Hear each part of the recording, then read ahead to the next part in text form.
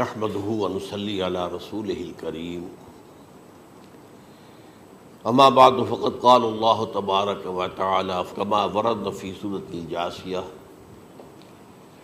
اعوذ بالله من الشيطان الرجيم بسم الله الرحمن الرحيم وإنه لعلم للساعة فلا تمترن بها واتبعوني هذا صراط مستقيم صدق اللہ العظیم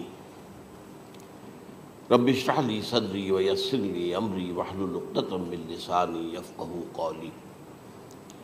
اللہم ربنا الہمنا رشدنا واعذنا من شرور انفسنا اللہم ارنا الحق حقا وارزقنا اتباعہ وارنا الباطل باطلا وارزقنا اجتنابہ آمین یا رب العالمین۔ قادیانیت سے متعلق ایک بحث کا آغاز ہو گیا تھا،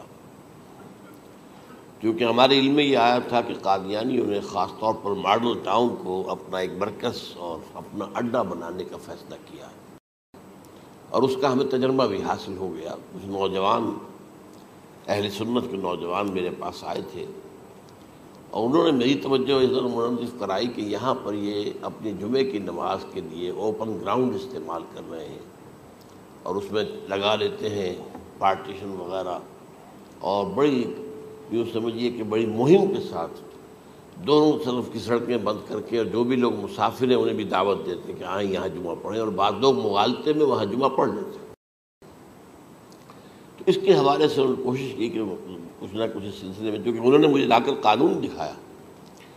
پاکستان میں جو قانون نافذ ہے وہ یہ ہے، چاہے یہ کہ وہ نافذ نہیں ہے بالفعل لیکن ہے، قانون کی کتاب میں تو موجود ہے کہ قادیانی اپنے کوئی جو بھی ان کے نزدیک بھی ان کے مذہبی شاعر ہیں ان کو مسلمانوں کی شکل میں برملا علی الاعلان ادا نہیں کر سکتے، کیونکہ وہ تو دھوکہ دینی بات ہو گئی کہ لوگ سمجھیں گے یہ مسلمان ہی ہیں۔ اب جب انہیں، آپ کو معلوم ہے کہ ہماری پوری جو مرکزی اسمبلی تھی، نیشنل اسمبلی، اس کے فیصلے کے تحت قرار دیا گیا بالاتفاق کہ قادیانی غیر مسلم ہے، دائرہ اسلام سے خارج ہے۔ یہ تو فیصلہ ہوا پارلیمنٹ کا ایک بڑے پیمانے، بعد میں پھر ضیاء الحق صاحب کے زمانے میں یہ تو ہوا تھا، آپ کو معلوم ہے بھٹو کے زمانے میں، تو ضیاء الحق صاحب کے زمانے میں اسی کی گویا کہ فردر سٹیپ کے طور پر یہ بات طے کی گئی اور قانون بنا دیا گیا کہ وہ اپنی مسجد کو مسجد نہیں کہہ سکتے اور مسجد کی صورت پر نہیں بنا سکتے کہ گزرنے والے کو یہ خیال ہو کہ یہ مسجد ہے۔ اسی طرح وہ اگر کوئی اسلامی شاعر کا ارتکاب کریں گے علی الاعلان تو بھی یہ قابل تعزیر ہے، جرم ہے۔ وہ اپنے کئی احاطوں کے اندر، اپنے گھروں کے اندر جو چاہیں کریں، لیکن کھلے میدان میں آ کر جو شاعر اسلامی باہر ان لوگوں نے سب کچھ اڈاپٹ تو کر رکھا ہے۔ سب سے بڑی بات تو وہ ہے کہ انہوں نے ایک جھوٹے نبی کا اقرار کیا ہے کہ وہ نبی ہے، اس نے ہمارے درمیان فصیل حائل کر دی ہے۔ اب جو اس کو مانتے ہیں ان کے نزدیک ہم کافر ہیں۔ آپ کو معلوم ہے کہ یہ میں بیان کر چکا ہوں کہ حالانکہ قائد اعظم کا کتنا بڑا احسان تھا کہ چودھری ظفر اللہ خان کو انہوں نے فارن منسٹر بنایا پاکستان کا، لیکن جب ان کا انتقال ہوا ہے قائد اعظم کا تو اس کی جنازے کی نماز میں شریک نہیں ہوا، وہ شخص موجود رہا۔ جو دوسرے ممالک کے سفراء آئے ہوئے تھے، ظاہر بات ہے وہ مسلمان تو نہیں تھے، کوئی عیسائی تھے یا کوئی اور تھے، ہندو تھے، بدھ تھے، جو بھی تھے۔ اب چونکہ قائد اعظم کا انتقال تھا ایک مملکت کے صدر کا، تو وہ لوگ سبھی موجود تھے، لیکن ظاہر ہے کہ وہ نماز میں شریک نہیں ہوئے، وہ مسلمان تو نہیں تھے۔ ان کے ساتھ کھڑا رہا یہ شخص، اس نے یہ بات، اور جب اس سے پوچھا گیا کہ تم شریک کیوں نہیں ہو تو اس نے کہا دیکھو بھائی، مجھے یا تو مسلمان سلطنت کا کافر وزیر سمجھ لو یا کافر سلطنت کا مسلمان وزیر سمجھ لو۔ میرے نزدیک یہ کافر سلطنت ہے، میں اس کا مسلمان وزیر ہوں چونکہ میں قادیانی ہوں۔ اب تمہارے نزدیک یہ اسلامی مملکت ہے تو میں کافر ہوں، پھر میں اس کی نماز کیسے پڑھوں؟ تو بہرحال ان چیزوں کی وجہ سے جو دھوکہ دینے والا معاملہ ہو گیا، ورنہ کوئی اور لوگ ہوں یہاں پہ، ہمیں ان سے تعارض نہیں ہے۔ عیسائی بھی ہیں، اپنی تبلیغ کرتے ہیں، کوئی خلاف ان کے رد عمل نہیں ہوتا، الا یہ کہ کہیں یہ واقعہ پیش آ جائے یا کوئی یعنی خام خواہ کو شوشہ کوئی شرارتی لوگ اٹھا لیں کہ انہوں نے قرآن کی یہ جو ہے بے حرمتی کی ہے، تو یہ تو پھر تحقیق سے معلوم ہو سکتا ہے کہ واقعہ کی تھی کہ نہیں کی تھی۔ لیکن ایک وقت میں جو اس پر تو ان کا احتجاج ہوتا ہے، لیکن یہ کہ ان کے جو ہے چرچ ہے ان کی ساری اور تبلیغ ان کی ہو رہی ہے اور بڑھ بھی رہی ہے تعداد ان کی، لیکن اس کے خلاف کوئی رد عمل تو ہمارے یہاں نہیں۔ تو یہ ہے اصل میں وہ بات۔ تو اس پر جو گفتگو شروع ہوئی تھی میں آج اس کی تکمیل کرنے جا رہا ہوں۔ حضرت عیسیٰ علیہ السلام کی دوبارہ آمد کا تعلق ہے، اس کے ضمن میں قرآن مجید میں جو نص قطعی ہے وہ نص قطعی یہ ہے اِنَّهُ لَعِلْمٌ لِلسَّاعَةِ فَلَا تَمْتَرُنَّ بِهَا۔ حضرت عیسیٰ کا ذکر ہوا ہے سورہ جاسیہ میں، اور وہاں فرمایا گیا ہے کہ یہ عیسیٰ کا دوبارہ آنا قیامت کی علامت ہوگا، یعنی کہ اب قیامت بالکل قریب آ گئی ہے۔ اِنَّهُ لَعِلْمٌ لِلسَّاعَةِ، علم حاصل ہوگا ان کی دوبارہ آمد پر کہ اب قیامت جو ہے وہ سر پر آ گئی ہے۔ اچھا، اس کے ایک اور جو ہے ذرا بالواسطہ دلائل جو قرآن مجید میں آئے ہیں، ایک ان میں سے یہ ہے کہ سورہ آل عمران میں جہاں حضرت مریم کو بشارت دے رہا تھا فرشتہ کہ آپ کے ہاں ایک بیٹا ہوگا، وہ بڑی حیران تھی کہ میرے ہاں کیسے بیٹا ہو جائے گا، ماں کن تو بغیہ، میں تو کوئی بدکار عورت تو نہیں ہوں، نہ میری کوئی شادی ہوئی ہے ابھی۔ تو اس میں جو باتیں بیان کی تھی فرشتے نے، وہ جو بیٹا ہوگا اس کی کیا شان ہوگی، اس میں یہ الفاظ بھی آتے ہیں وَيُكَلِّمُ النَّاسَ فِي الْمَهْدِ وَكَهْلًا، وہ باتیں کرے گا، لوگوں سے گفتگو کرے گا جبکہ وہ پنجھوڑے میں ہوگا، بچہ ہوگا، گود میں ہوگا، اور کہل کے وقت، کہل کہتے ہیں جب آدمی عمر میں جو ہے 40-45 کا کسی بھی اوپر ہو جائے، آپ پہلے طفل کہتے ہیں پھر جوان کہتے ہیں، وہ عربی زبان میں شاب کا لفظ آتا ہے، بہت جوان، بڑی اچھی صحت میں ہے، اس کے بعد پھر ظاہر بات ہے ڈھلوان شروع ہوتی ہے، یہ کہل ہے۔ جب بڑھاپے کے آثار شروع ہوتے ہیں، بال سفید ہونے شروع ہوتے ہیں، تو یہ کہل، قبول۔ اب سوال یہ ہے اس گھوڑے میں بات کر دیں، یہ تو معجزہ ہے، لہذا اس کا ذکر یہاں پر مناسب ہے۔ یہ بڑے ہو کر بات کرنے کی کیا ضرورت تھی کہنے کی، وہ تو سبھی کرتے ہیں انسان، یہ اسی لیے کہ معلوم ہو کہ کہولت بھی انہیں آئے گی آپ، حالانکہ آپ کو معلوم ہے سب مانتے ہیں، عیسائی بھی مانتے ہیں، سب مانتے ہیں، 33 برس کی عمر میں انہیں اٹھا لیا گیا، اس دور میں تو کہولت آئی نہیں، اس لیے قرآن ذکر کر رہا ہے۔ اور یہ بات جو ہے دوسری مرتبہ آئی ہے یہ سورہ المائدہ میں آیت نمبر 110 وَتُكَلِّمُ النَّاسَ فِي الْمَهْدِ وَكَهْلًا، صرف یہ ضمیر کا فرق ہے، وَيُكَلِّمُ النَّاسَ فِي الْمَهْدِ وَكَهْلًا اور وَتُكَلِّمُ النَّاسَ فِي الْمَهْدِ وَكَهْلًا، یہ ہے جب قیامت کے دن اللہ تعالیٰ حضرت عیسیٰ سے سوال کریں گے، اے عیسیٰ ابن مریم، کیا تم نے میری اجازت سے اور میری تائید سے یہ معجزے نہیں دکھائے، یہ معجزے نہیں دکھائے، میں نے تم پر یہ فضل نہیں کیا؟ اور یہ گویا کہ بالواسطہ عیسیٰ کے ماننے والوں سے خطاب ہے کہ اللہ تعالیٰ کے کتنے بڑے بڑے احسان ہوئے، اور اسی میں تم بات کرتے تھے لوگوں سے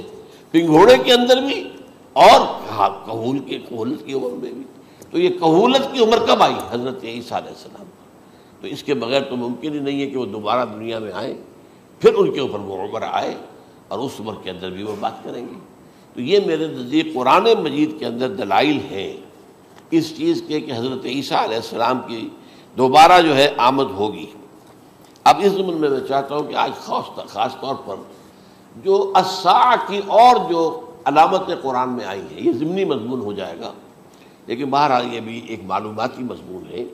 کہ ایک تو یہ قیامت کی بڑی نشانیوں میں سے حضرت عیسیٰ کا دوبارہ آنا، اور کیا کیا جو ہے باتیں بیان ہوئی ہیں وہ ذرا غور سے سن لیجیے۔ پہلی بات میں نے ہلکا سا حوالہ دیا تھا، ہم تو ایک لفظ قیامت بولتے ہیں، وہ قیامت جو ہے اتنا ہمارے نزدیک جامع لفظ ہے کہ جس میں وہ بھی جو زلزلۃ الساعہ آئے گا وہ بھی ہے، پھر جو نفخ روح نفخ ساق ہوگا وہ بھی ہے، لیکن قرآن مجید سے معلوم ہوتا ہے کہ یہ الساعہ ہے، وہ گھڑی جس دن کے یہاں قیامت برپا ہوگی، زلزلہ آئے گا، شدید ترین حالات آئیں گے، فوری طور پر تمام انسان بن نہیں جائیں گے۔ جو ہے اس کا نقشہ جو کھینچا گیا ہے، یا ایھا الناس اتقوا ربکم ان زلزلۃ الساعۃ شیء عظیم یوم ترونھا تذہل کل مرضعۃ عما ارضعت وتضع کل ذات حمل حملھا وتری الناس سکارى وما هم بسکارى ولکن عذاب اللہ شدید، اے لوگوں ڈرو، اللہ کا تقوی اختیار کرو، اس لیے کہ قیامت کا زلزلہ بہت سخت شے ہے، بہت بھاری شے ہے۔ ان زلزلۃ الساعۃ شیء عظیم،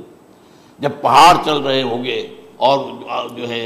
انسان جو ہیں گے وہ جس طرح پروانے ہوتے ہیں، پتنگے ہوتے ہیں، ایسے اڑ رہے ہوں گے انسان، اور اس میں یہ بھی حال ہوگا کہ لوگ جو ہے ہر جو دودھ پلانے والی ہے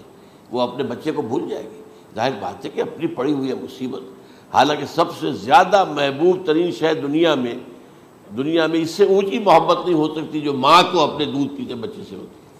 انہیں بھول جائے۔ تذہب کل مرضعۃ عما ارضعت، اور تمہیں ایسا محسوس ہوگا کہ لوگ کسی نشے کی کیفیت میں ہیں، یعنی وہ بدحواش ہیں، وہ بدحواس ہو گئے، لیکن یہ کہ وما ہم بسکارى، اور وہ مدہوش نہیں ہوں گے، ولکن عذاب اللہ شدید۔ تو یہ ہے زلزلۃ الساعہ، وہ ایک خاص وقت جو ہے، ایک خاص گھڑی جس میں کہ یہ ہونا ہے۔ اس کے علاوہ قرآن مجید میں اب القارعہ، القارعہ ما القارعہ وما ادراک ما القارعہ یوم یکون الناس کالفراش المبثوث وتکون الجبال کالعہن المنفوش۔ اب یہ کیا ہے؟ یہ نقشہ ہے قیامت، یہ الساعہ، القارعہ الساعہ۔ اسی کے ساتھ قرآن میں آتا ہے الواقعہ، اذا وقعت الواقعۃ لیس لوقعتها کاذبہ، تو یہ خافضۃ رافضہ، یہ الفاظ سورہ واقعہ میں ہے۔ اسی طریقے سے اور جو ہے الحاقہ، ما الحاقہ وما ادراک ما الحاقہ، یہ تمام جو الفاظ قرآن مجید میں آئے ہیں یہ آئے ہیں الساعہ کے لیے، قیامت کے لیے نہیں۔ قیامت میں بعد میں بتاؤں گا آپ کو۔ چنانچہ 3 نفخے ہیں جو قرآن سے ثابت، نفخ فی الصور، اور اس نفخ فی الصور کا یہ عالم ہوگا یوم ینفخ فی الصور ففزع من فی السماوات ومن فی الارض الا من شاء اللہ، جس دن پھونکا جائے گا سور میں، اور اس وقت صورتحال یہ ہو جائے گی کہ جو بھی آسمانوں میں ہے، زمین میں ہے، سخت پریشانی اور سخت پشیمانی اور ایک طرح کے مرعوبیت اور خائف ہو کر رہ جائیں گے، الا ان کے کہ جن کو اللہ چاہے، اس کے کوئی ملائکہ مقربین ہوں گے، من فی السماوات ومن فی الارض ہے، اس کے ساتھ ہی یہ کہہ دیا گیا ہے، لیکن یہ باقی پورے لوگوں کے اوپر، پوری مخلوقات کے اوپر ایک جو ہے گھبراہٹ کی کیفیت طاری ہو جائے گی۔ تو یہ ہے پہلا فضا۔ دوسرا فضا کیا ہے؟ فضا صعق، صعق کہتے ہیں آدمی کا بے ہوش ہو جانا۔ یہ دوسری مرتبہ جب سور پھونکا جائے گا، وَنُفِخَ فِي الصُّورِ فَصَعِقَ مَن فِي السَّمَاوَاتِ وَمَن فِي الْأَرْضِ إِلَّا مَا شَاءَ اللَّهُ، یہ ہے کہ اس کے بعد وہ سب کے اوپر موت طاری ہو جائے گی۔ یہ دوسرے سور پھونکے جانے کے بعد ہے۔ پھر ثم نفخ فیہ اخری، پھر ایک مرتبہ اور پھونک ماری جائے گی، یہ تیسرا ہو رہا ہے۔ فَإِذَا هُمْ قِيَامٌ يَنظُرُونَ، تو اچانک سب کے سب کھڑے ہوں گے اللہ کی طرف دیکھتے ہوئے۔ اب یہ جو ہے یہ ہے یوم القیامہ، قام یقوم قیامتاً، کھڑا ہونا، کیونکہ اس دن یوم یقوم الناس لرب العالمین، جس دن کے تمام انسان جو ہے کھڑے ہو جائیں گے اپنے رب کے حضور میں، جس کا نقشہ کھینچا گیا ہے اذا دکت الارض دکا دکا وجاء ربک والملک صفا صفا۔ تو یہ سب کے سب انسان بھی جو ہے موجود ہوں گے، فرشتے صفے باندھے ہوئے ہوں گے، اور اللہ تعالیٰ جو ہے اپنے خاص عرش کے ساتھ یحمل عرشہ ثمانیہ، 8 فرشتے اس عرش کو اٹھائے ہوئے ہوں گے، جبکہ یہ آسمان پھٹے گا اور اس روئے ارضی پر اللہ تعالیٰ کا نزول ہوگا۔ یہ جو ہے ہمارا یوم القیامہ یہاں ہے، یوم القیامہ ہی میں جو فیصلے ہونے یہاں ہونے، قصہ زمین برسر زمین، جو نیکیاں تم نے یہاں کمائی ہیں یا جو بدیاں تم نے یہاں جن کا ارتکاب کیا کا فیصلہ یہاں ہوگا۔ اس کے بعد واللہ عالم کچھ اور بھی چیزیں ہیں، لیکن یہ کہ وہ سب عام طور پر لوگوں کے علم میں نہیں ہے۔ میں نہیں چاہتا کہ خام خواہ کسی نئی بات سے کوئی جو ہے ذہنوں کے اندر کوئی ایک تشکیک پیدا ہو جائے، شبہات پیدا ہو جائے، لیکن یہ چیزیں جو میں نے آپ سے عرض کی یہ از قرآن ثابت ہے، اسی زمین پر اترنا ہے۔ وَجَاءَ رَبُّكَ وَالْمَلَكُ صَفًّا صَفًّا، یہ سب کے سب آئیں گے، اور ملائکہ، اور اس کے علاوہ جو ہے دوسرے مقامات پر اس کا نقشہ کھینچا گیا ہے۔ سورۃ الحاقہ کے اندر ہے، اللہ کا عرش جو ہے 8 فرشتے اٹھائے ہوئے نیچے اتریں گے۔ تو یہ تمام چیزیں قرآن مجید میں مذکور ہیں، اور یوم القیامہ یہی ہوگا، لیکن وہ ہے یوم القیامہ، ہم قیامت کہتے ہیں اس کو، جس کو قرآن کہتا ہے الساعہ، الزلزلہ، الحاقہ، القارعہ، الواقعہ، یہ ہے در حقیقت جو پہلا معاملہ ہے کہ اس کے اندر جو ہے فضا ہو جائے۔ اب دیکھیے جو علامات قیامت احادیث میں آئی ہیں وہ میں آج آپ کو سنا رہا ہوں۔ ان کو دو حصوں میں تقسیم کیا جاتا ہے، علامات صغریٰ، علامات کبریٰ۔ چھوٹی نشانیاں جو درجہ بدرجہ درجہ بدرجہ درجہ بدرجہ حاضر سامنے آئیں گے۔ ایک ہے بالکل قیامت سے متصل قبل بڑے جو خرق عادت واقعات ہوں گے وہ آئیں گے۔ اچھا، پہلی چیز کے سلسلے میں حضرت انس رضی اللہ تعالیٰ عنہ سے یہ مروی ہے اور یہ حدیث متفق علیہ ہے۔ پہلی علامت حضور نے بیان کی قیامت کی علامات میں سے، اب میں لفظ قیامت اسی معنی میں بول رہا ہوں جس میں کہ ہم عام طور پر بولتے ہیں۔ آپ نے فرمایا علم اٹھا لیا جائے گا، جہالت کا دور دورہ ہوگا۔ اب یہ کون سا علم اٹھایا جائے گا؟ سائنس کا علم نہیں، دین کا علم۔ آج تو ساری قدر و قیمت جو ہے جس کے لیے دوڑتے ہیں لوگ، لاکھوں روپے کی فیسیں دے کر ایم بی اے ہو رہے ہیں، یہ جو ہے اکاؤنٹنسی کا پاس کر رہے ہیں، یہ سی اے کر لیا ہے، یہ کوئی اور جو ہے فزکس میں کہیں کیمسٹری میں ڈاکٹریٹ کر لی ہے، ڈاکٹر بن گئے تو کیا ہی کہہ رہے ہیں۔ اس لیے کہ بڑی چیز جو پاکستان سے ایکسپورٹ ہوتی ہے وہ ڈاکٹر ہیں۔ جو اتنے بڑے پیمانے پر جو کالج کھلے ہوئے، 3 لاکھ روپے ایک سال کی فیس، 5 لاکھ روپے ایک سال کی فیس، یہ کیوں لیتے ہیں اور کیوں لوگ دیتے ہیں؟ کہ موقع مل جاتا ہے ایم بی بی ایس کر کے۔ امریکہ کے اندر بھی ڈیمانڈ ہے، ان کے ہاں ڈاکٹر جو ہیں جتنے ہونے چاہیے نہیں ہے، لہذا اور بھی بہت سی جگہوں پر ڈیمانڈ ہے۔ تو جس چیز کی مارکیٹ میں ڈیمانڈ ہے وہ علم ہے۔ آج علم کمپیوٹر کا علم ہے یہ، حالانکہ ان میں سے کسی کے اوپر لفظ علم کا اطلاق میرے نزدیک غلط ہے، جہالت ہے۔ علم وہ ہے جو ذہن کو جلا دے، جو سوچ کو جلا دے، روشنی پیدا کرے، دماغی روشنی، وسعت دے، انسان کے فکر کو وسعت دے، اس کے ذہنی جو ہے جو افق ہے اس کو وسیع کرے۔ علم تو وہ ہے جو حقیقت کے کیا علم بھی اس سے عطا فرمائے۔ قرآن ہے، حدیث ہے، باقی اور چیزیں جو اس سلسلے میں آ سکتی ہیں وہ ہے کہ جو قرآن اور حدیث کی سمجھنے میں مومن ہوں اور زیادہ جو ہے اس کے تک فہم کو آسان کر دیں۔ لیکن یہ کہ فرمایا علم اٹھا لیا جائے گا، جہالت کو فروغ ہوگا، ظاہر بات ہے ایک ہی بات ہوئی ہے۔ دوسرے نمبر پہ یہ کہ جہالت کو فروغ ہوگا۔ نمبر 3 زنا کثرت سے ہوگا۔ نمبر 4 شراب نوشی عام ہو جائے گی۔ نمبر 5 عورتوں کی تعداد بہت زیادہ ہو جائے گی، مردوں کی تعداد کم ہو جائے گی، یہاں تک کہ 50 عورتوں کا خیر خبر کرنے والا، کوئی نگرانی کرنے والا، وہ ایک مرد۔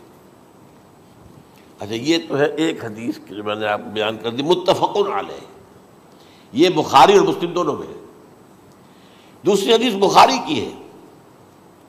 اس کو حضرت ابو ہریرہ رضی اللہ تعالیٰ عنہ نے روایت فرمایا ہے، قیامت آئے گی جب امانت ضائع ہو جائے گی۔ آج ہمارے ہاں امانت کے ضائع ہونے کا جو نقشہ ہے شاید پوری دنیا میں کہیں اور نہیں۔ جس طرح کے غبن یہاں ہوتے ہیں، جس طرح کک بیکس جو ہے وہ لیے جاتے ہیں،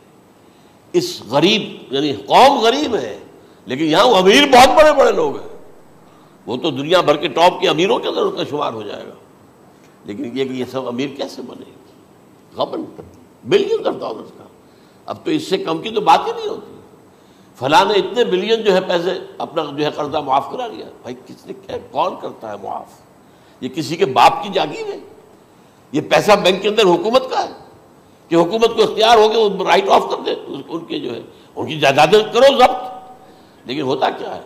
بینک آفیسر بے ایمان ہے، وہ کہتا تھا 1 کروڑ کا قرضہ لے جاؤ، 10 لاکھ مجھے دے جاؤ، چاہے تم میرے پاس کوئی ڈاکومنٹ جو ہے ایسے نہیں دے سکتے، حالانکہ ہونا چاہیے اتنا بڑا قرضہ لے رہے ہو تو ڈاکومنٹس یہاں پر ہمارے سامنے لاؤ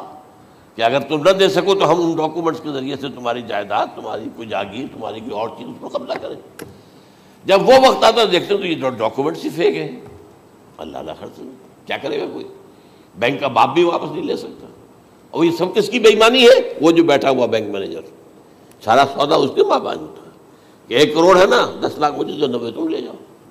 باقی یہ کہ ٹھیک ہے میں تمہارے جو ڈاکومنٹس تم پیش کر رہے اس میں کوئی اعتراض نہیں کرتا، بس جاؤ۔ اور نمبر 2، حکومت نااہلوں کے سپرد ہو جائے گی۔ یہ ہے امام بخاری کی روایت کردہ روایت جو حضرت ابو ہریرہ سے۔ مسلم شریف میں ابو ہریرہ رضی اللہ تعالیٰ عنہ سے ایک اور روایت ہے، مال عام ہو جائے گا یہاں تک کہ زکوٰۃ قبول کرنے والا کوئی نہ ہوگا۔ یہ بات وہ ہے جو آج سعودی عرب اور UAE کے اندر آپ کثرت سے دیکھ سکتے ہیں۔ دولت جو ہے وہ ریل پیل، ابھی تھوڑا سا آیا ہے معاملہ خاص طور پر دبئی میں، کیونکہ وہاں بہت زیادہ کنسٹرکشن ہو رہی تھی، تو پوری دنیا میں آپ کو معلوم ہے کہ جو ریئل اسٹیٹ کہلاتا ہے اس کا حال بہت پتلا ہے، لیکن وہاں کے دولت ریل پیل ہے ہر جگہ پر۔ اور سب سے اہم متفق علیہ روایت، متفق علیہ کیا، وہ تو حضرت عمر سے بھی مروی ہے، ابن عمر سے بھی مروی ہے، ابن عباس سے بھی مروی ہے، ابو ہریرہ سے بھی مروی ہے، عبداللہ ابن مسعود سے بھی مروی ہے رضی اللہ تعالیٰ عنہ اجمعین۔ اور یہ وہ حدیث ہے جسے کہا جائے حدیث جبرائیل، جسے ام السنہ بھی کہا گیا۔ اس میں جو آخری سوال کیا حضرت جبرائیل نے حضور سے، چوتھا، پہلا یہ تھا کہ اسلام کیا ہے مجھے بتائیے، ایمان کیا ہے اس کی حقیقت کیا ہے یہ مجھے بتائیے، تیسرا احسان کیا ہے یہ بتائیے، چوتھا یہ کہ قیامت کے بارے میں بتائیے کب ہوگی۔ حضور نے فرمایا کہ اس کے بارے میں جس سے سوال کیا جا رہا ہے وہ اس سے زیادہ نہیں جانتا جو کہ سوال کر رہا ہے۔ اب اس کے کئی مفہوم ہو سکتے ہیں کہ بہرحال یا تو حضرت، چونکہ بعد میں معلوم ہوا کہ حضور نے پہچانا نہیں کہ یہ جبرائیل ہے، بلکہ جب سوال جواب ہو کر وہ چلا گیا شخص تو اچانک حضور کے ساتھ ذرا ردو ہو ہی لیا، ذرا بلانا اس کو دوبارہ لانا۔ اب جو دیکھا کہ وجود ہی نہیں اس کا، آسمان نے اس کو اچک لیا، زمین نے نگل لیا، کیا ہوا ہے؟ پھر آپ نے یہ جبرائیل تھے جو تمہیں تمہارا دین سکھانے آئے تھے جبکہ تم سوال نہیں کر رہے ہو۔ یہ بڑے بیسک کوسچن تھے، اس لیے کہ دنیا کے ہمارا نظام اسلام پر ہے، ایمان پر نہیں ہے، اس لیے کہ ایمان کو ویریفائی کر ہی نہیں سکتے۔ کیسے پتا ہوگا اس میں ایمان ہے یا نہیں ہے؟ کوئی آلہ نہیں ہے، کوئی الیکٹروکارڈیوگرام ابھی تک ایسا نہیں ہے، کوئی جو ہے اور جو طریقے چل رہے ہیں وہ تو ان کے ذریعے سے یہ تو نہیں معلوم ہو سکتا ایمان ہے کہ نہیں۔ لہذا یہاں کا سارا نظام اسلام پر ہے، شہادت اللہ الہ الا اللہ وان محمد رسول اللہ، پھر ایک نظام بنا دیا وہ اقام الصلاۃ و ایتاء الزکوٰۃ و صوم رمضان و حج البیت۔ اس میں بھی یہ ہے کہ اگر کوئی نماز کو نہیں مانتا تو کافر ہوگا، لیکن نماز پڑھتا نہیں ہے تو کافر نہیں ہے، فاسق ہے، فاجر ہے، گناہ گار ہے، کمزور مسلمان ہے۔ اس طرح زکوٰۃ کا منکر ہو جائے گا تو وہ کافر ہوگا، لیکن زکوٰۃ دے نہیں رہا ہے تو یہ گویا کہ گناہ گاری ہے، کمزوری ہے۔ تو اس حوالے سے نوٹ کر دیجئے کہ یہاں کا دنیا کا سارا اسلامی نظام اور سارا کانسٹیٹیوشنل اور لیگل سسٹم جو ہے اسلام کا وہ اقرار باللسان پر ہے، ایمان ہے وہ کہ جس کی بنیاد پر وہاں فیصلے ہوں گے۔ یہاں کوئی شخص مسلمانوں کا بڑا لیڈر ہے، بڑا علامہ ہے، بڑی اس کی قدر و منزلت ہے، اس کے ہاتھ چومے جا رہے ہیں، پاؤں چومے جا رہے ہیں، ہو سکتا ہے وہاں کہا جائے دفع ہو جاؤ، تمہارے دل میں ایمان نہیں تھا، تم نے یہ سب کچھ کیا تھا اس لیے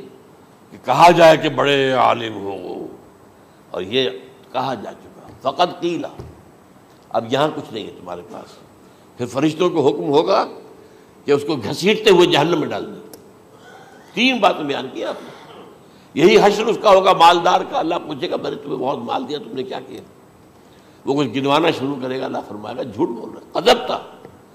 تم نے یہ خیرات و صدقات اس لیے کیے تھے کہ تمہاری سخاوت کے ڈنکے بج جائے، تعریفیں کی جائے، وہ کی جا چکی ہے، دنیا میں ڈنکا بج گیا، یہاں کچھ نہیں تھا، وہ نیت دل میں کچھ اور تھی تمہارے۔ میں لیس البر ان تولوا وجوہکم والا قرآن مجید کا سبق ہمارا منتخب نصاب کا نمبر 2 بڑی تفصیل سے بیان کیا۔ یہی معاملہ ہوگا اس عالم کا، اللہ فرمائے گا میں نے تمہیں علم دیا، تم نے، وہ کہے گا میں نے علم پھیلایا لوگوں میں ہدایت کی، جھوٹ بول رہے ہیں، تم نے تو صرف اس لیے کیا تھا، تمہاری نیت یہ تھی کہ بڑا عالم شخص ہے، بڑا فاضل شخص ہے، تو یہ سب کہا جا چکا۔ تو وہاں کا معاملہ جو ہے وہ اسلام پر نہیں ہے، یا آپ دکھائیں گے دیکھیے میرا آئیڈینٹی کارڈ، اس پہ اسلام میرا مذہب لکھا ہوا ہے، یا یہ میرا پاسپورٹ ہے، آئیڈینٹیفیکیشن کے لیے دنیا میں عام طور پر یہ چیزیں ہوتی ہیں، کوئی تعلق نہیں۔ آخرت کا معاملہ کسی اور شے پر ہے، وہ تو ایمان دل میں ہے، اور تمہارے تمام جو حرکات ہیں، اعمال ہیں، ان سب کے اندر جب تک کہ اصل جو قوت متحرکہ ہے وہ اللہ کی محبت نہ بن جائے، اخلاص للہ، بحب اللہ للہ، اور یہ کہ یہ تمام چیزیں جیسا کہ فرمایا، ایک حدیث بڑی پیاری ہے، ایمان کی تکمیل کی علامت کیا ہے؟ فرمایا من احب للہ وابغض للہ ومنع للہ واعطى للہ فقد استکمل الایمان، جس شخص کے نے محبت جس سے بھی کی اللہ کے لیے کی، اپنے مفادات کے لیے نہیں، رشتہ داری کی بنیاد پر نہیں، محبت اوپر ہو جائے، رشتہ دار کا حق ہے دو، بیوی کے حقوق ہیں دو، لیکن محبت یہ اللہ کے لیے ہو کہ فلاں شخص سے مجھے محبت اللہ کے لیے، اور اگر نفرت رکھی تو اللہ کی وجہ سے رکھی، اس لیے رکھی کہ وہ اللہ کے دین سے دور ہے، وہ اللہ کے راستے پر نہیں آ رہا ہے، وہ فسق و فجور کی جو ہے زندگی کو آ رہا۔ اس میں بھی یہ ہے کہ یہ نہیں ہے تعلق قطع کر لو، تعلق قطع کرو گے تو تبلیغ اور اصلاح کا موقع کہاں رہے گا، لیکن دلی محبت نہیں ہوگی اس سے۔ تو اگر محبت ہے تو اللہ کے لیے، اور نفرت ہے تو اللہ کے لیے، اور کسی کو کچھ دیا ہے تو اس لیے کہ اللہ کا حکم ہے کہ دوں، اور کسی سے کچھ روکا ہے تو اس لیے کہ اللہ کا حکم ہے کہ روکوں، اس کو نہیں دینا ہے۔ فقد استکمل الایمان، تو اس شخص نے ایمان کی تکمیل کر لی۔ یہ ہے اصل جو ڈیسائیڈنگ فیکٹر ہے، وہ یہ ہے۔ اور اس ایمان کی پہلی علامت کیا ہے؟ کیسے معلوم ہو میرے اندر ایمان ہے؟ پہلی علامت سب سے کم تر درجے کا ایمان، اس میں فرمایا گیا اذا اساءت کا سیئۃ وحسنت کا حسنۃ فانت مومن، اگر کوئی اچھا کام کر کے خوشی ہو اور کوئی برا کام ہو جائے تو ملامت ہو، یہ کیا کر بیٹھا، یہ میں نے کیا کیا ہے، یہ مجھے نہیں کرنا چاہیے تھا، یہ اگر احساس ہے نیکی اور بدی کا تو تمہارے اندر ایمان ہے۔ یہ ایمان ہے ادنا درجے کا، اور وہ ایمان من احب للہ ہے وابغض للہ ہے واعطى للہ ہے ومنع للہ ہے فقد استکمل الایمان۔ اچھا، یہ جو متفق علیہ حدیث ہے جو حضرت جبرائیل کی ہے، اس میں پھر انہوں نے کہا کہ اچھا اگر آپ مجھے یہ کب ہوگی قیامت نہیں بتا سکتے تو اس کی کچھ علامتیں بتائیے۔ یہ بڑی عظیم کیونکہ یہ تو تمام احادیث کے اندر میں نے عرض کیا نا کہ سب سے زیادہ صحابہ سے منقول ہے، اور آپ نے فرمایا کہ جب لونڈی اپنی مالکہ کو جنے گی اور تم دیکھو گے کہ ننگے بدن ننگے پیر بھوکے ننگے بھیڑوں اور بکریوں کو چرانے والے اونچی سے اونچی عمارتیں بنانے میں ایک دوسرے کا مقابلہ کریں گے۔ اذا تلد الامۃ ربتها، کیا بات ہے، یہ خاص الفاظ کیوں کہے گئے؟ اولاد والدین کے سامنے دب کر رہتی تھی، کبھی سینہ تان کر بات نہیں کرتے تھے، ٹھیک ہے کوئی بات آپ مان نہیں سکتے، ابا جان یہ بات تو میں نہیں کر سکتا، یا فرض کیجئے کہ وہ آپ کو کسی نیکی سے روک رہے ہیں، کہ دینی کام سے روک رہے ہیں، ابا جان یہ تو میں نہیں کروں گا، یہ تو دین کا فرض ہے، یہ کہیں آپ، اور ڈٹ کر کہیں اور جمیں اس پر، لیکن یہ کہ کوئی سرکشی کا انداز نہ ہو، ایسا نہ ہو کہ اپنے جناب سینے کو تان کر کے کھڑے ہو جائے، میں نہیں کروں گا، یہ نہیں، یہ غلط ہو جائے۔ اچھا، اولاد میں بیٹی جو ہوتی تھی وہ زیادہ سبارڈینیٹ، سبمسیو، بات ماننے والی، کہیں بھی سر اونچا نہ کرنے والی، اور آخری دور میں کیا ہوگا، بیٹیوں سے مائیں ڈریں گی، انہیں ٹوک نہیں سکتی کسی بات پر، پتہ نہیں کیا بک دے، کیا بکواس کر دے۔ یہ تو ہمارے ہاں ہو گیا ہے، باہر کیا ہے وہ تو آپ یہ بھی نہیں پوچھ سکتے۔ آپ کی 13 برس کی لڑکی آئی ہے رات کو 1 بجے، نہیں پوچھ سکتے کہاں رہی ہو، یہ رات کہاں گزاری، پوچھ ہی نہیں سکتے، یہ پوچھنا بھی جرم ہے۔ اپنے چھوٹے بچے کو آپ نے ایک تھپڑ مار دیا، تہذیب ہے، سکھانا ہے، غلط کام کیا ہے، اس کی سرزنش ہو رہی ہے، فوراً وہ اگر ایک فون کر دے گا پولیس آئے گی، بچے کو لے جائے گی، اسے لا کر کہیں اور جو ہے ڈپازٹ کرے گی، اور آپ پر مقدمہ چلے گا، آپ کو اس کی سزا بھگتنی ہوگی۔ ظاہر بات ہے کہ پھر وہاں سرکشی کا کیا عالم ہوگا، پھر اولاد کہاں سر جھکائے گی، کس درجے میں جھکائے گی، اس کی تربیت عثمانی میں ہوئی نہیں۔ تو ان تلد الامۃ ربتها، گویا کہ بیٹی کے نزدیک ماں جو ہے وہ ایسی ہو جائے گی جیسے لونڈی،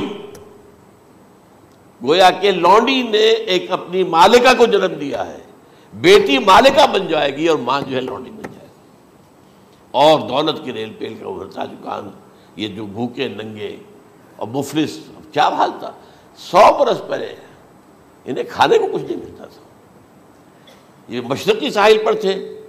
یہ سوائے یہ کہ مچھلیاں پکڑ لی، اللہ خیر اللہ وہ کھا لی، یا کہیں ان کو بیچ دیا، کوئی بنڈی لگ گئی، بنڈی لگ جاتی تھی وہاں، اور کیا تھا۔ اور مغربی ساحل پہ کیا ہوتا تھا،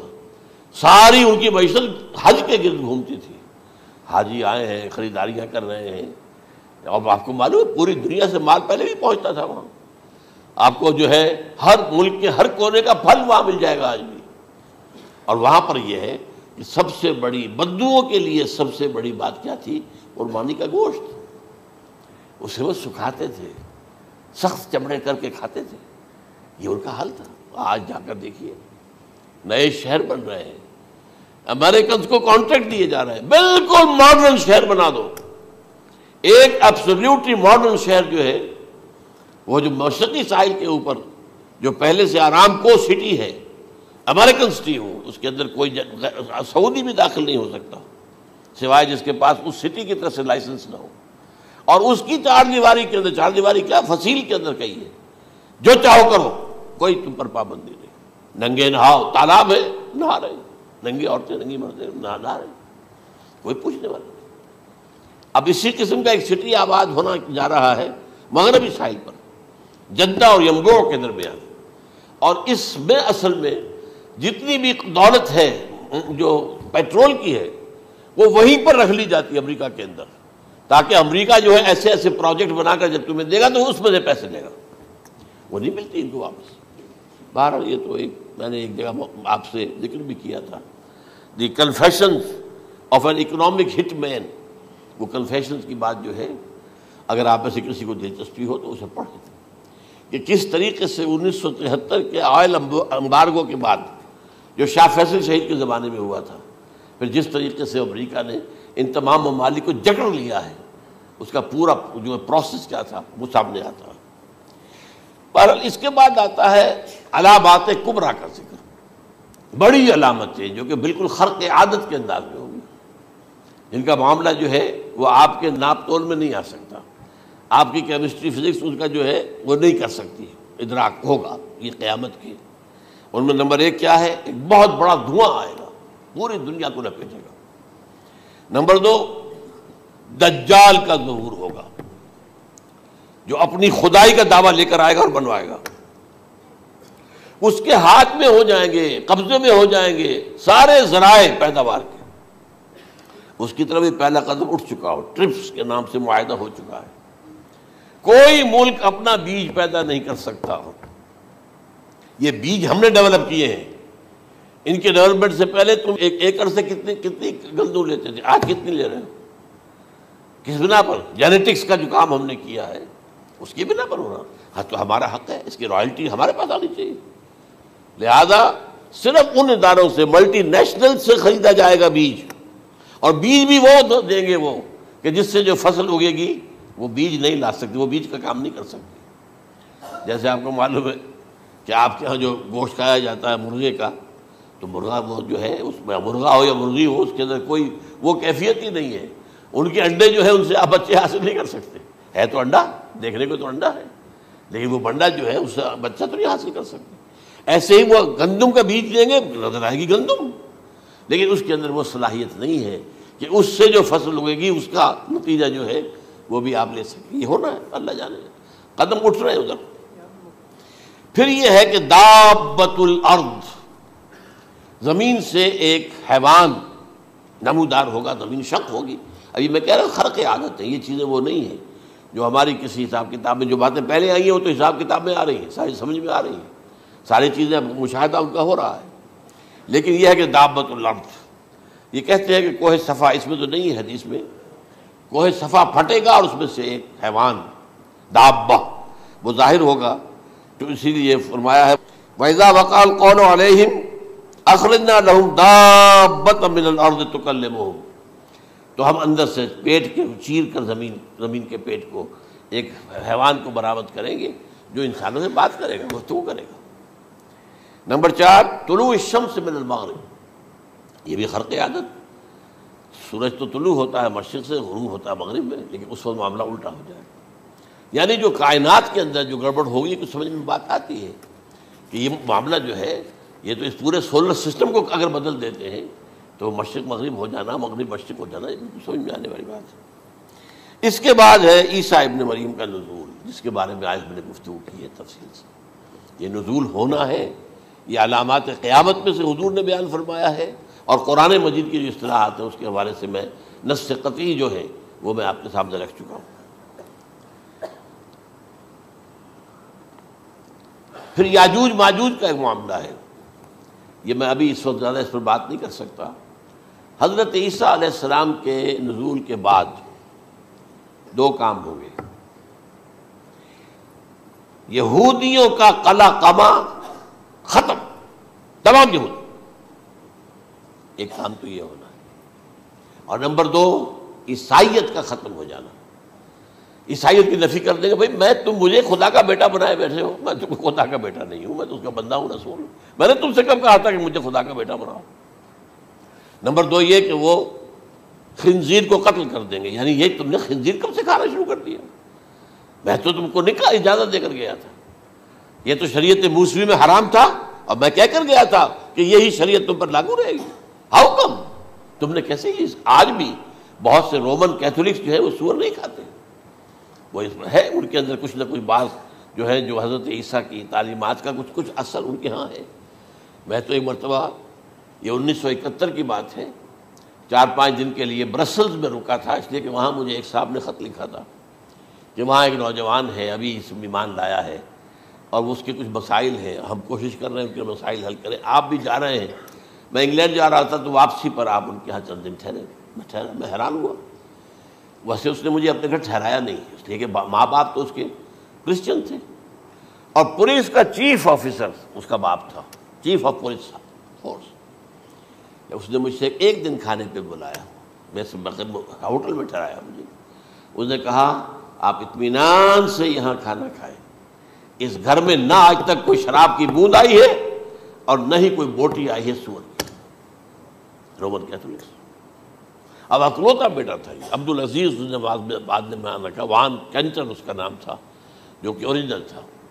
پھر اس نے نام رکھا عبدالعزیز وان کینٹر، پرانا نام بھی بحال رکھا۔ نہایت خوبصورت، 28 سال کی عمر تھی، اور اس وقت میں نے دیکھا تھا کہ اس کی فقہی معلومات جو ہے میری معلومات سے 10 گنا زیادہ۔ اس کی وجہ کیا ہے؟ وہ گیا تھا موراکو میں ایز اے ٹیچر ملازمت کرنے، پیسہ کمانے، وہاں وہ مسلمانوں سے اس کا ہوا رفع ضبط ہوا، اسلام کی تعلیمات سامنے آئی، اسلام لے آیا۔ اب اکلوتا بیٹا ہے، اور ماں باپ جو ہے کرسچن کیتھولکس۔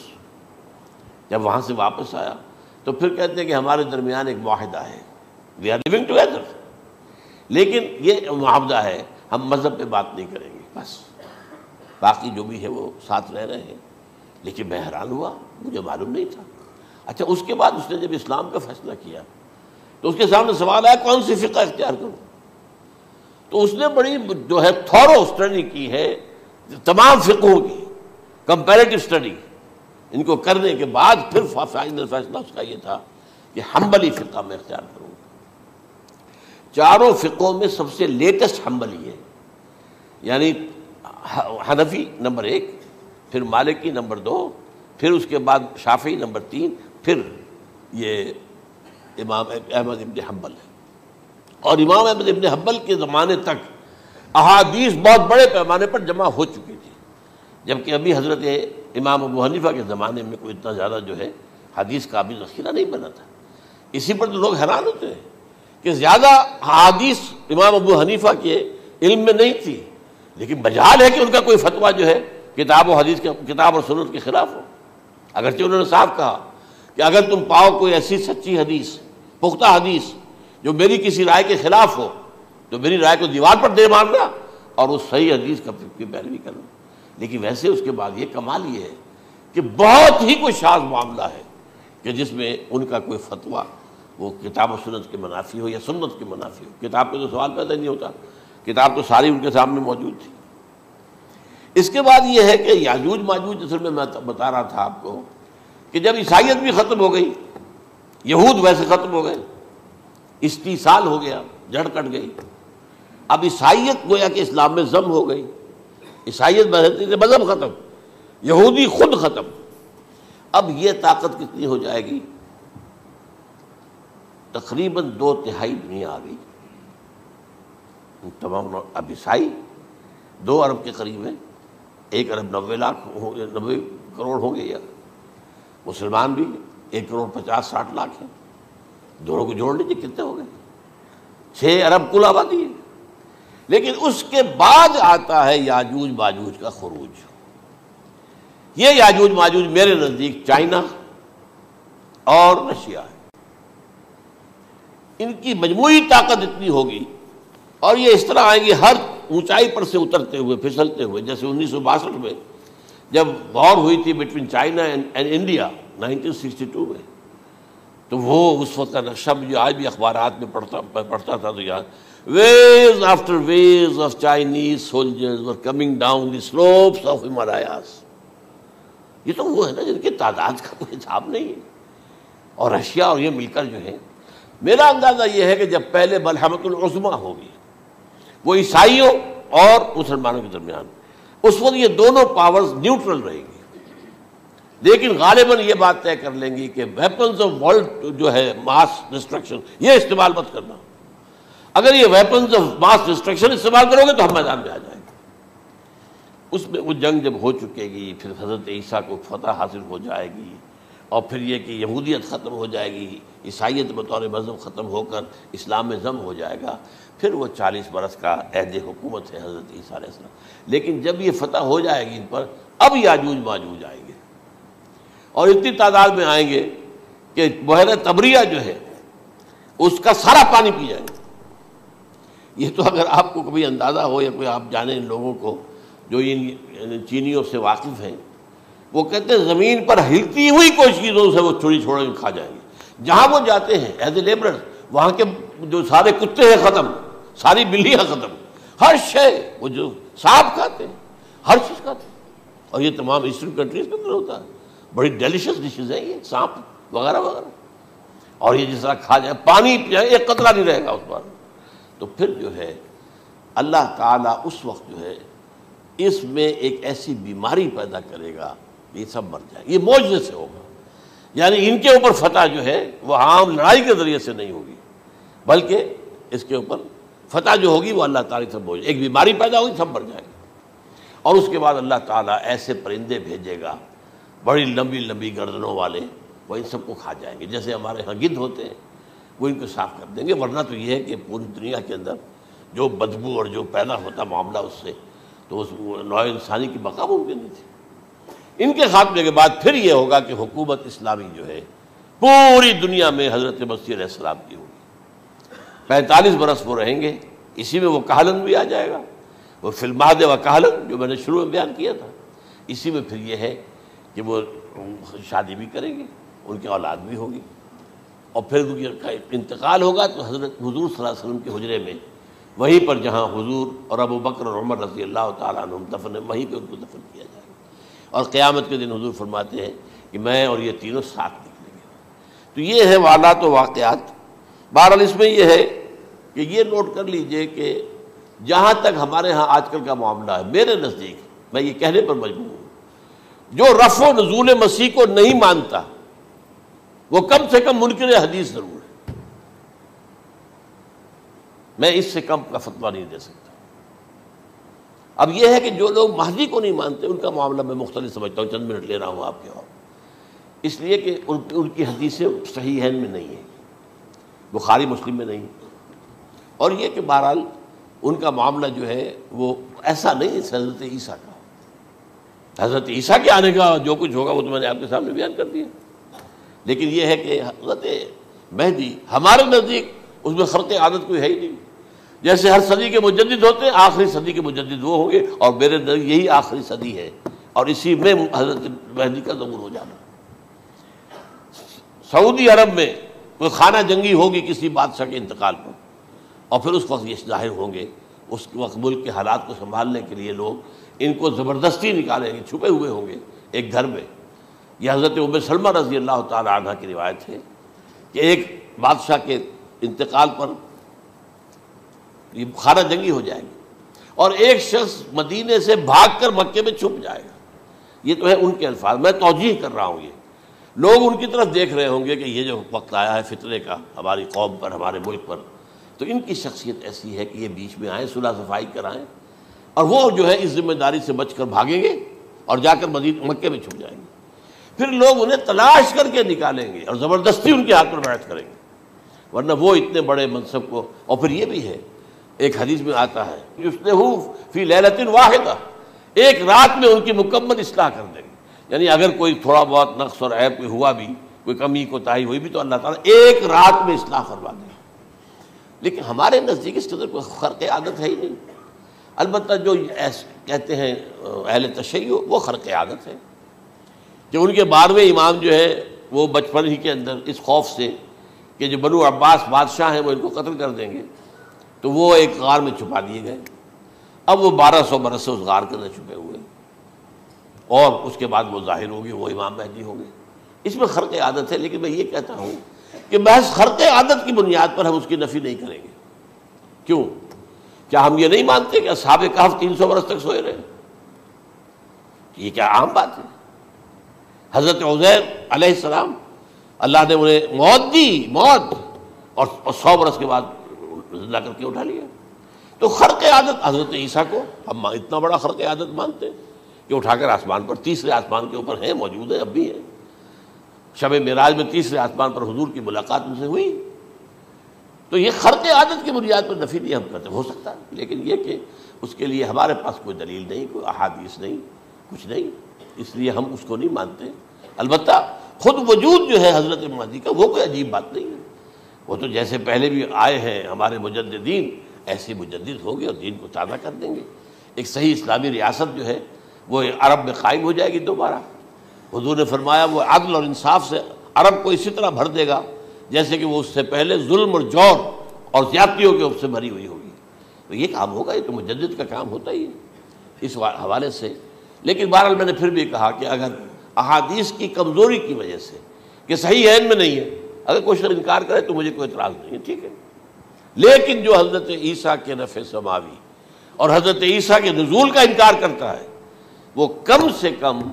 میں انہیں اور آگے کوئی فتویٰ نہیں دیتا کہ وہ کافر ہو گئے یا یہ ہو گئے یا وہ ہو گئے، لیکن منکر حدیث کے لائن میں تو وہ لازماً کھڑے ہو گئے، کیونکہ اتنی واضح اور پکی حدیثیں ہیں حضرت مسیح کے نزول کی، اور علامات قیامت میں جس طرح ان کا ذکر آتا ہے کہ اس سے انکار جو ہے وہ جب تک آپ پوری حدیث کے ذخیرے کا انکار نہ کریں اس وقت تک ممکن نہیں ہے. اقول قولی ھذا واستغفر اللہ لی ولکم ولسائر المسلمین والمسلمات.